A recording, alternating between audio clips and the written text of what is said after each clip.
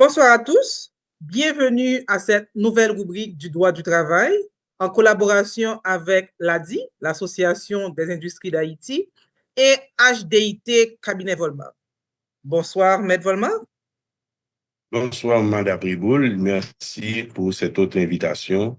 Et c'est un plaisir pour moi de parler de droit du travail avec l'ADI. Merci. Donc, on va commencer tout de suite. Et aujourd'hui, nous allons aborder un sujet un peu plus délicat. Nous allons parler de relations amoureuses en milieu de travail. Et en général, les professionnels des ressources humaines, les employeurs, évitent que sur le lieu du travail, justement, que deux employés, que deux ouvriers entretiennent des relations amoureuses. Est-ce qu'il y a un cadre légal pour ça, Maître Volmar? Non et oui. Non, parce que au niveau du droit du travail privé, il n'y a pas de disposition légale qui interdit les rapports les rapports entre employés et même les rapports hiérarchiques, les rapports amoureux au niveau hiérarchique.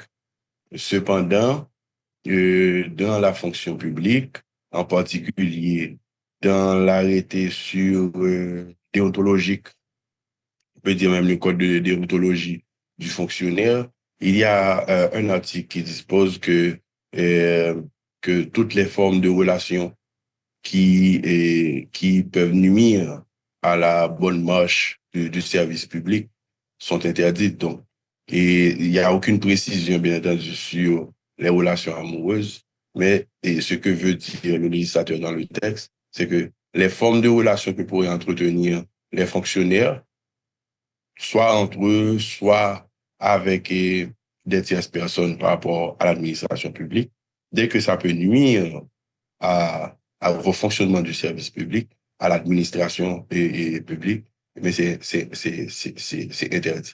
Donc, pour moi, ce n'est pas une interdiction a priori, c'est peut-être une interdiction a posteriori. Ça veut dire que si la relation est entretenue et que ça ne gêne pas l'administration, donc il n'y a pas de problème. Mais dans la mesure que ça gêne l'administration, eh bien, voilà, ces relations ne devraient pas continuer. Alors, bien entendu, ce n'est pas comme ce n'est pas mathématique, je dirais, dans le sens que automatiquement qu'il y a des relations entre employés, c'est un problème pour soit l'administration publique ou l'administration privée. C'est pas nécessaire. Ça n'implique pas cela nécessairement. Alors. Néanmoins, et du point de vue psychologique, il y a des effets qui peuvent nuire à l'entreprise. Comme par exemple, en particulier les rapports entre les supérieurs hiérarchiques et leurs subalternes.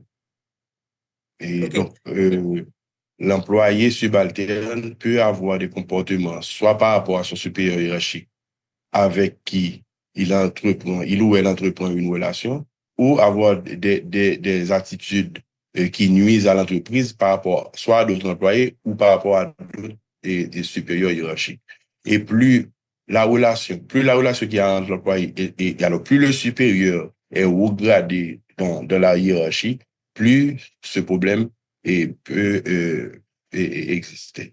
Et en pareil cas, ça dérange l'entreprise. Moi, je connais des entreprises où ces problèmes-là existent. Non, il n'y a pas de disposition dans le Code du travail qui interdit les relations amoureuses entre les employés. Alors, j'ai profité pour évoquer que cela existe dans la fonction publique. Donc, on peut avoir un regard, le privé peut avoir un regard sur ce qui se passe dans le public pour résoudre ces problèmes de vide juridique qu'il y a dans le privé. Mais ce que je disais tout à l'heure, ça ne concerne pas seulement l'administration publique, ça concerne OK. les administrations. OK. OK. Le problème existant dans le privé que dans le public lorsque l'employé a un rapport avec son supérieur hiérarchique. Et plus le supérieur est élevé de la hiérarchie, plus le problème est patent. Donc, alors j'allais dire tout à l'heure que je connais des exemples de la sorte, mais c'est dans le privé que je les connais. Ah, OK. Euh, OK. OK. oui, donc par exemple, il y a des sanctions qui ont été prises contre une employée parce qu'elle avait des relations avec son supérieur et qu'elle se permettait d'arriver en retard parce que alors déjà, elle a une relation et puis elle vit avec le supérieur. Donc, elle prétend que si le supérieur ne l'amène pas à temps, à l'heure au travail, donc elle n'a pas, voilà. Donc, ce sont ces réactions-là qui existent généralement lorsque le supérieur et la relation existe entre un employé subalterne et son supérieur. Mais les relations entre employés, entre subalternes, excusez-moi, généralement ne dérangent pas.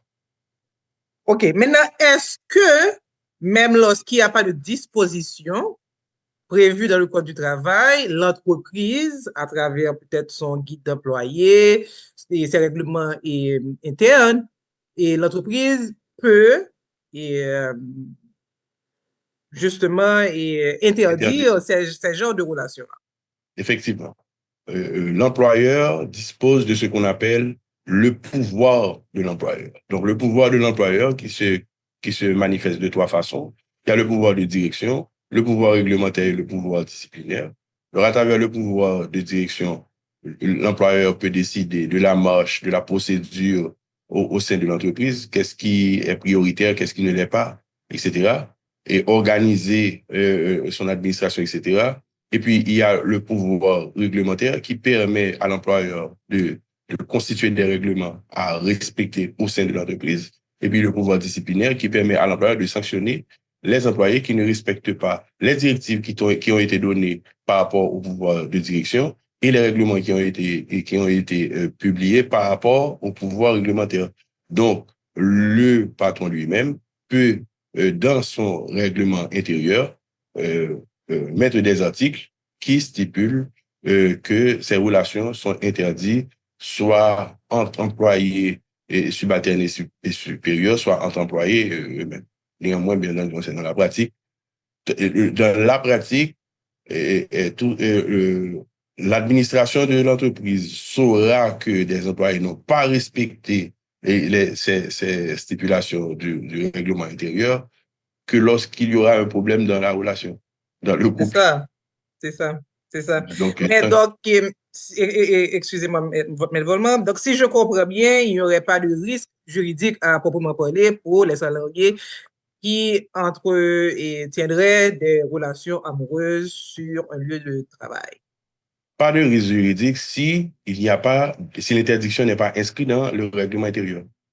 Si c'est pas inscrit dans le règlement intérieur, donc on ne peut pas, par exemple, révoquer un employé pour cette raison. Donc, parce que les règlements intérieurs sont aussi des choses du droit, autant que le code du travail. OK. Autant que, par exemple, les contrats de travail, ce sont aussi des choses du droit du travail. Donc, c'est pas dans le code, mais on peut l'inscrire dans le règlement intérieur.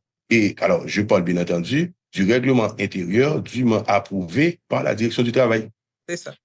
Parce que beaucoup d'employeurs font l'erreur de croire qu'il suffit de concocter un document d'une trentaine de pages avec des règles dedans et de l'appeler règlement intérieur. Non, le règlement intérieur au niveau du droit du travail, pour être considéré comme un règlement intérieur, doit passer par devant la direction du travail qui analyse tous les articles et une fois l'étude faite, approuve le règlement intérieur et signe ce règlement intérieur page par page.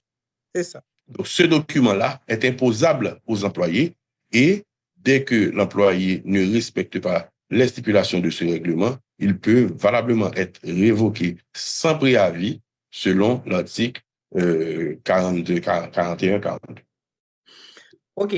Tout à l'heure, dans l'exemple que vous avez évoqué, tantôt pour l'employé qui entretenait des relations avec un supérieur, maintenant, est-ce que il y a des outils justement de gestion de conflits au niveau des organisations? Comment finalement on avait réglé ce problème? Est-ce que vous avez des conseils à donner? Donc, je me perds un peu parce que l'employé s'est arrogé le droit d'arriver en retard et elle a évoqué le fait justement qu'elle est en couple ou en relation avec un supérieur. Donc, du point de vue légal, qu'est-ce qu'on peut bien faire et pour La gérer? solution est plus, alors, La solution légale, c'est le fait de sanctionner par rapport au règlement intérieur. Donc, dans cette sanction, il peut y avoir des lettres de blâme.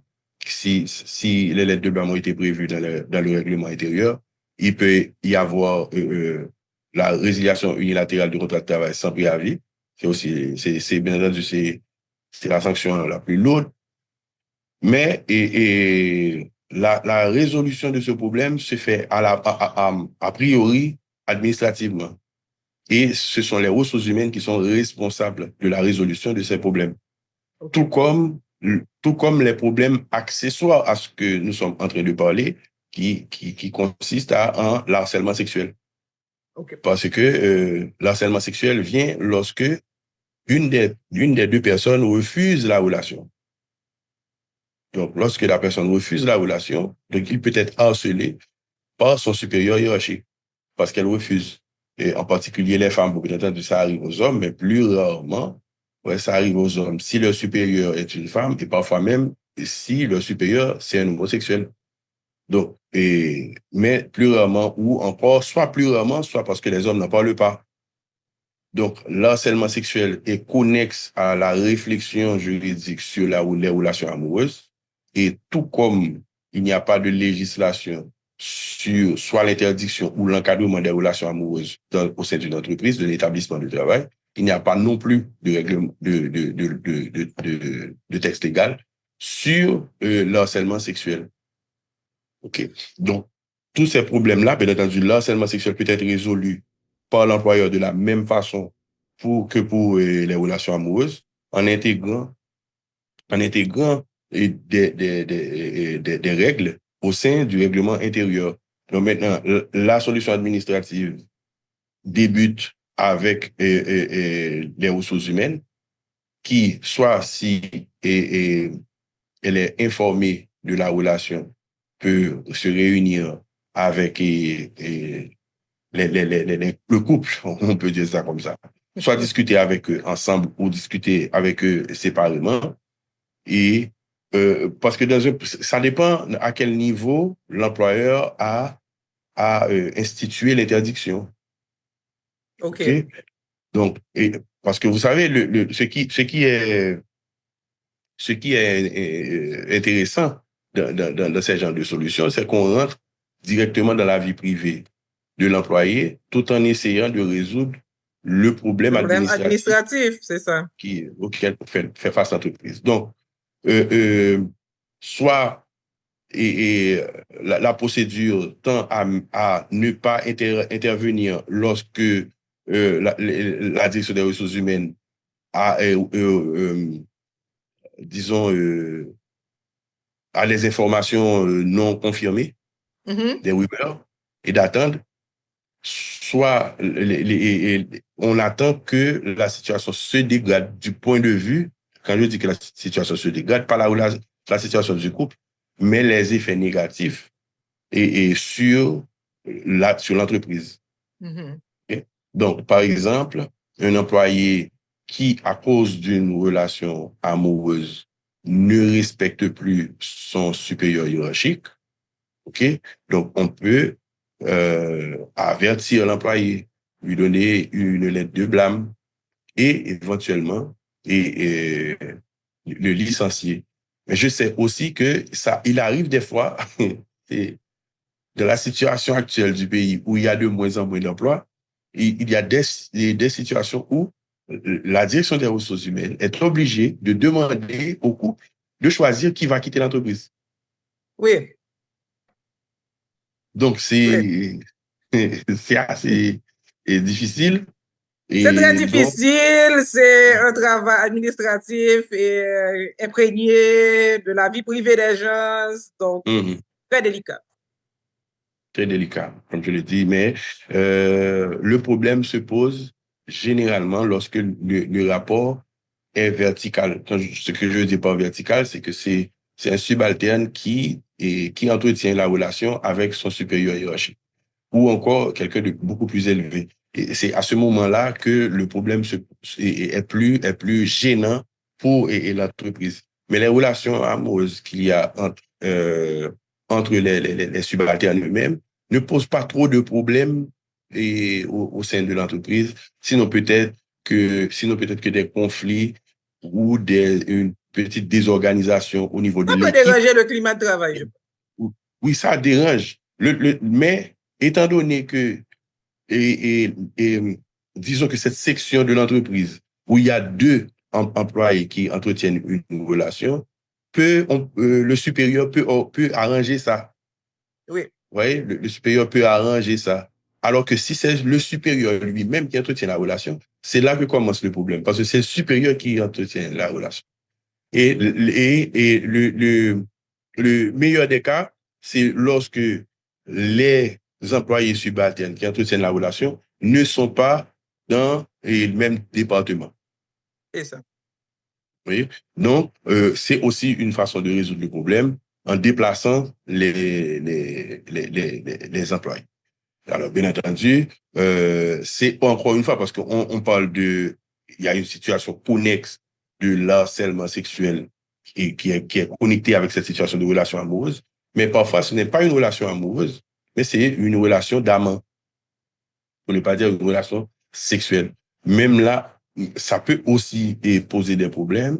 Et si le professionnalisme, on n'a pas utilisé ce terme alors, parce que ce terme est important aussi, parce qu'on peut ne pas savoir que les employés entretiennent des relations, ou on le sait, mais ça ne dérange pas parce que ces employés font preuve de professionnalisme et très poussé. Ils arrivent à surmonter leurs problèmes de couple quand ils sont dans l'entreprise.